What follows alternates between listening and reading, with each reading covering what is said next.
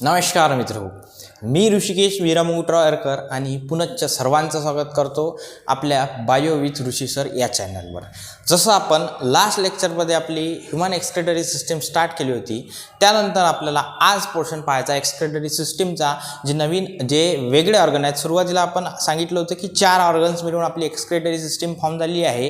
त्यामधला पहिला आपण किडनी पाहिला, किडनीचा लॉन्जिट्युडिनल सेक्शन पाहिला, किडनीचे फंक्शन्स पाहिले। आता नेक्स्ट ऑर्गन पाहायचे आहेत जे की आपल्या एक्सक्रेटरी सिस्टीममध्ये आहेत। ह्यूमन एक्सक्रेटरी सिस्टीममध्ये ते म्हणजे युरेटर्स आहे, युरिनरी ब्लॅडर आहे आणि युरेथ्रा आहे। हे तिन्ही ऑर्गन इन डिटेल व्ह्यूमध्ये आज आपल्याला स्टडी करायचं आहे। ठीक आहे, तर कुठलाही विलंब न करता आपण नेक्स्ट ऑर्गन बघूया। जसं काल आपण किडनीचे सगळे किडनी पाहिली, किडनी काय असते, किडनीची फंक्शनिंग पाहिले, लॉन्जिट्युडिनल सेक्शन पाहिलं, वेगवेगळे पार्ट पाहिले किडनीचे। नेक्स्ट ऑर्गन आपल्याला पाहायचं आता युरेटर्स। ठीक आहे, तर आजच्या लेक्चरमध्ये आपण युरेटर्स, युरिनरी ब्लॅडर आणि युरेथ्रा हे जे टॉपिक आहेत, हे जे ऑर्गन आहेत, यामध्ये आज कव्हर करून घेणार आहे। तर बघा, अजूनपर्यंत जर तुम्ही आपल्या चॅनलला सबस्क्राईब केलं नसेल तर लवकरात लवकर आपल्या बायो विथ ऋषी सर या चॅनलला सबस्क्राईब करा, त्याच्यावर कमेंट करा, लाईक करा आणि जेणेकरून तुमच्या विद्यार्थी मित्रांजवळ आपल्या मराठी भाषेमध्ये हा कंटेंट पोहोचवेल या हिशोबाने तुम्ही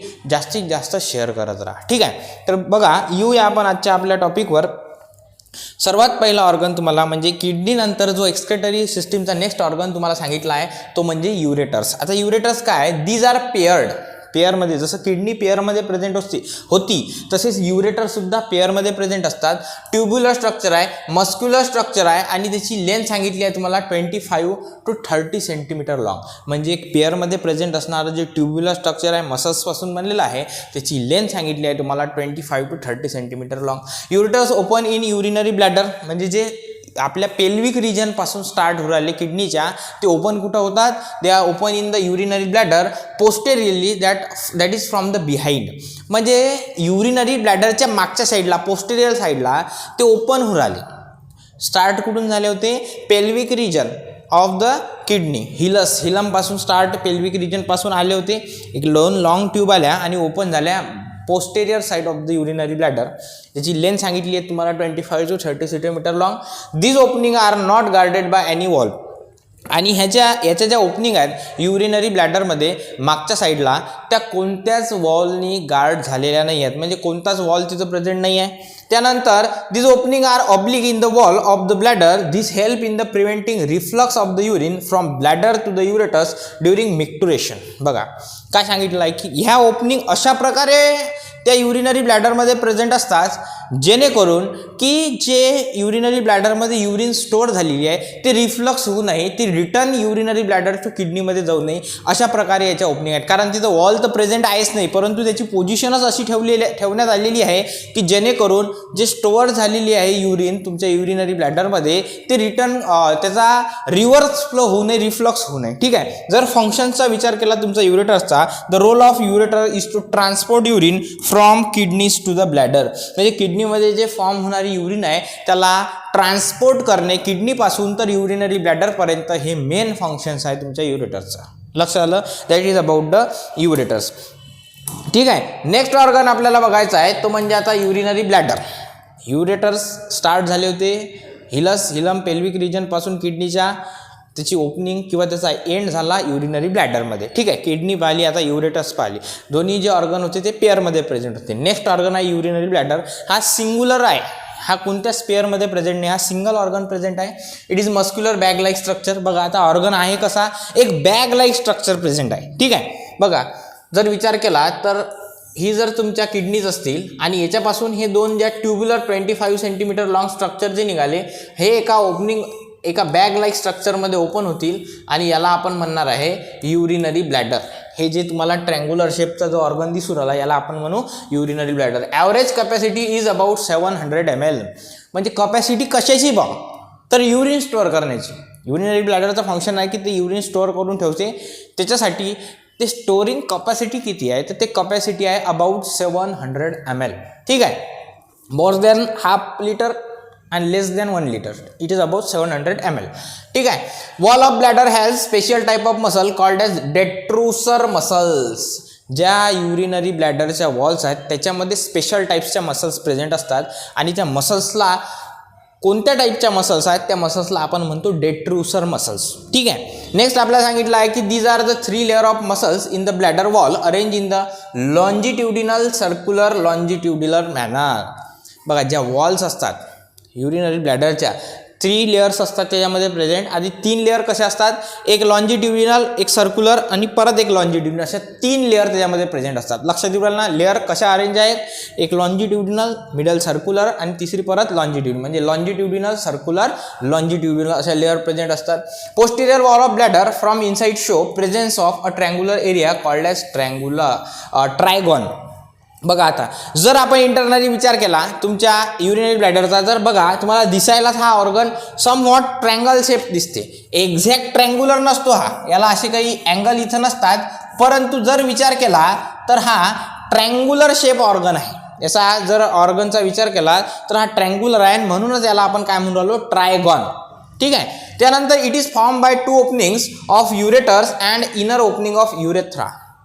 3 ओपनिंग पासून बनलेला आहे. 2 ओपनिंग कशाच्या आहेत त्याच्यामधल्या, it is form by 2 opening of ureters, युरेटर्सच्या 2 ओपनिंग आणि युरेथ्राची 1 ओपनिंग, अशा टोटल 3 ओपनिंग आहेत. म्हणजे जर विचार केला तर इथं 1 ओपनिंग असेल युरेटरची, दुसरी ओपनिंग इथं असेल दुसऱ्या युरेटरची आणि तिसरी ओपनिंग इथं असेल जे की असेल युरेथ्राची. समजून राहिलं ना, 3 ओपनिंग पासून तुमचा urinary bladder bag like structure आहे ते फॉर्म झालेलं आहे. In which it gives bladder to ability to inner wall of the bladder is line by transitional epithelium in which it expand.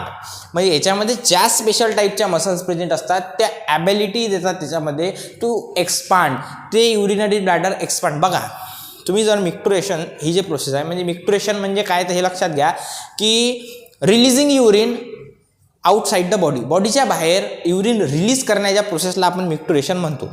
पण तुम्ही खूप वेळपर्यंत मिक्टुरेशनला जर गेले नाही, जनरली स्वतःचं प्रॅक्टिकली एक्झाम्पल घेतलं तर तुम्हाला असं वाटतं की तुमचं ब्लॅडर म्हणजे तुमच्या स्टमक ॲब्डोमिनल कॅव्हिटीच्या खाली, स्टमकच्या खाली तुम्हाला काय वाटते की असं खूप साठलेलं आहे काहीतरी. ते साठलेलं काय असते तर तुमचं ब्लॅडर एक्सपांड झालेलं असते, कारण तुम्ही जास्त वेळ मिक्टुरेशनसाठी गेले नसल्यामुळे त्याच्यामध्ये युरिन स्टोअर केले जाते आणि जास्त युरिन स्टोअर झाल्यामुळे ते एक्सपांड होते. आणि ते एक्सपांड का बरं होते, त्याच्यामध्ये स्पेशल टाईपच्या मसल्स आहेत. कोणत्या, डेट्रुसर मसल. लक्षात येत आहे. जर याच्या फंक्शनचा विचार केला तर it helps in the temporary storage of the urine and also helps in the micturition that is expulsion of urine outside the body by creating pressure. त्याचं फंक्शन सांगितलं आहे तुम्हाला. मेन फंक्शन त्याचं हेच आहे की युरिनला टेम्पररीली स्टोअर करणं. युरिन एक टॉक्सिक सबस्टन्स आहे, काही वेळेपुरतं आपण त्याला स्टोअर करू शकतो, म्हणजे टेम्पररी स्टोरेज त्याचं आपण करू शकतो. तर टेम्पररी स्टोरेज करणं युरिनचं युरिनरी ब्लॅडरचं फंक्शन आहे. आणि प्रेशर क्रिएट करून ती युरिन बॉडीच्या बाहेर एक्सपेल आउट करण्यासाठी हेल्प करणं हे सुद्धा फंक्शन आहे. बघा काय, तेच आपण पाहिलं की help in the temporary storage of urine, युरिनचं टेम्पररी स्टोरेजसाठी ती हेल्प करते. And also help in the micturition, micturition म्हणजे to release the urine outside the body, मिक्टुरेशनसाठी हेल्प करते. That is expulsion of urine outside the body by creating pressure, pressure create करून ब्लॅडरमध्ये present असणारी urine बॉडीच्या बाहेर expelled out करण्यासाठी हे सुद्धा फंक्शन तुमच्या युरिनरी ब्लॅडरचं आहे. लक्षात येऊ राहिलं. म्हणजे that is all about the urinary bladder. And the last one organ of your excretory system is that the urethra.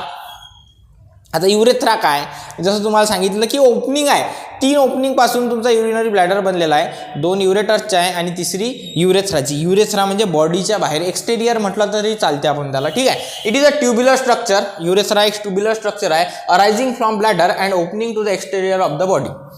बॉडीच्या बाहेर याची ओपनिंग आहे आणि दुसरी ओपनिंग याची युरिनरी ब्लॅडरमध्ये आहे. सरळ सरळ एक ट्यूबसारखं स्ट्रक्चर आहे, ट्युब्युलर स्ट्रक्चर आहे. अराईज हुराला युरिनरी ब्लॅडरपासून आणि याचा एंड हुराला बॉडीच्या बाहेर, एक्सटेरियर ऑफ द बॉडी. ठीक आहे. It is about 4 centimetre long in females.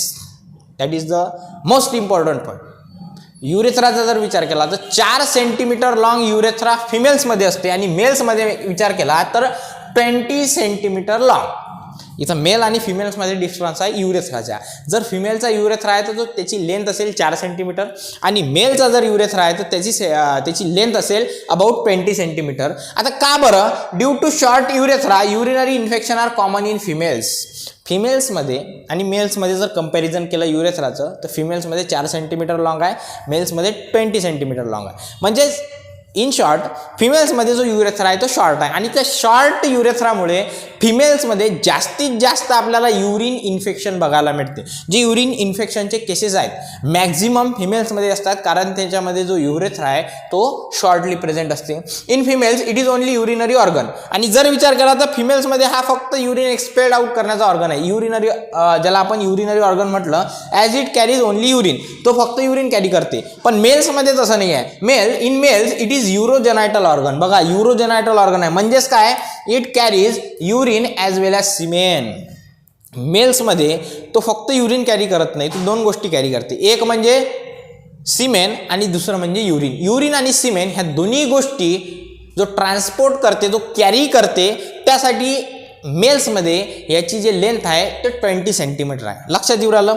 Urethra has to sphincter, दोन वॉल, दोन नॉब त्याच्यामध्ये प्रेझेंट असतात युरेथ्रामध्ये. एक म्हणजे इंटेरियर स्पिंचर आहे आणि दुसरा म्हणजे एक्सटर्नल स्पिंचर. इंटरनल स्पिंचर आणि दुसरा काय, एक्सटर्नल स्पिंचर.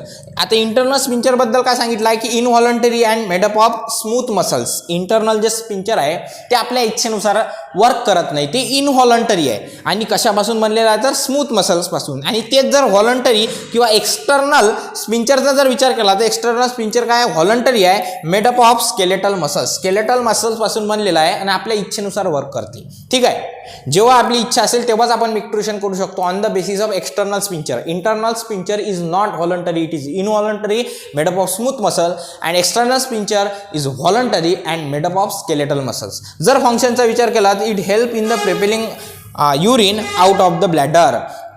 युरेथ्राचं जे फंक्शन आहे, मेन फंक्शन आहे युरेथ्राचं, की युरिनरी ब्लॅडरमधली असणारी युरिन बॉडीच्या बाहेर एक्सपेल्ड आउट करणं. लक्षात येऊ राहिलं ना. This is all about the urethra. Last लेक्चरमध्ये आपण किडनीच्या सगळ्या गोष्टीच पाहिल्या, म्हणजे पहिला ऑर्गन पाहिला ह्युमन एक्सक्रेटरी सिस्टीमचा. त्याच्यानंतर आजच्या लेक्चरमध्ये आपण दोन म्हणजे पेअरमध्ये प्रेझेंट असणारा ऑर्गन आहे युरेटर, त्यानंतर सिंगल ऑर्गन युरिनरी ब्लॅडर आणि एक युरेथ्रा, हे 3 ऑर्गनचा इन डिटेलमध्ये स्टडी केलेला आहे. आता नेक्स्ट लेक्चरमध्ये आपल्याला जो स्ट्रक्चरल अँड फंक्शनल युनिट आहे किडनीचा, आपल्या एक्सक्रेटरी सिस्टीमचा, नेफ्रॉन, त्याबद्दल अभ्यास करायचा आहे. तोपर्यंत हे सगळे तुम्ही लेक्चर बघा. काही अडचण असेल तर कमेंट सेक्शनमध्ये नक्कीच सांगा, नाही तर तुम्ही मस्त अभ्यास चालू द्या. तोपर्यंत जय हिंद, जय महाराष्ट्र.